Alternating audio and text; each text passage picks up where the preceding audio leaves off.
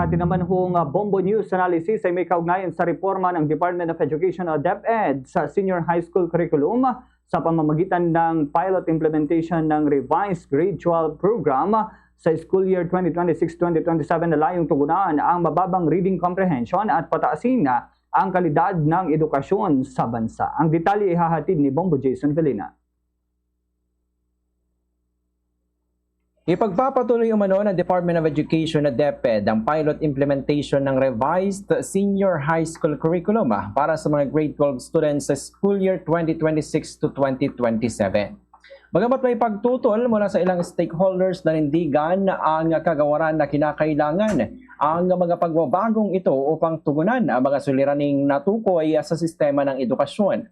Isa sa mga pangunahing dahilan ng revisyon ay ang nakapabahalang resulta ng Senior High School Literacy Assessment ng 2nd Congressional Commission.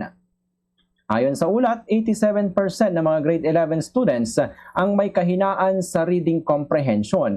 Isa itong seryosong usapin dahil sa ang kakayahang umunawa sa binabasa ay pundasyon ng pagkatuto sa lahat ng asignatura. Gayunpaman, hindi maiiwasang magtanong ang publiko kung sapat bang solusyon ang pagtanggal ng ilang asignatura sa grade 12 tulad ng effective communication, general mathematics, general science, life and career skills, at pag-aaral ng kasaysayan at lipunang Pilipino. Bagamat sinasabing na ituro na ang mga ito sa grade 11, mahalagang tiyakin na tunay na natutunan at naunawaan ng mga mag-aaral ang mga konseptong ito bago tuluyang alisin sa susunod na antas. Positibo naman ang pagpapatuloy ng work immersion para sa mga tech pro learners. Sa panahon ngayon kung saan mataas ang kompetisyon sa paghahanap ng trabaho, mahalagang magkaroon ng sapat na karanasan at kasanayan ng mga estudyante bago sila pumasok sa mundo ng paggawa.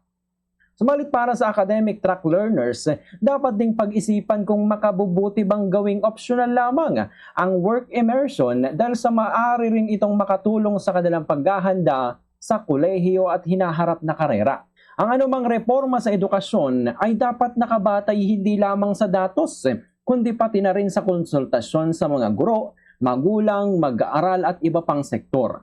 Ang layunin ng pagbabago ay hindi lamang mapagaan ng curriculum, kundi mapataas ang kalidad ng edukasyon sa ating bansa.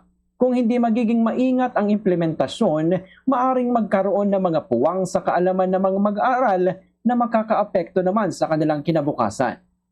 Mahalagang balansihin ng DepEd ang pangangailangan para sa reforma at ang mga pangamba ng mga stakeholders. Ang tunay na sukatan ng tagumpay ng revised curriculum ay hindi ang dami ng asignaturang nabawasan, kundi ang lawak ng kaalaman, kasanayan at kahandaang makakamit ng bawat mag-aaral. Yan ang ating Bombo News Analysis. Ako ang inyong lingkod, Bombo Jason Felina. This is Bombo Radio Philippines, the #1 and most trusted source of news and information. Basta Radio Bombo!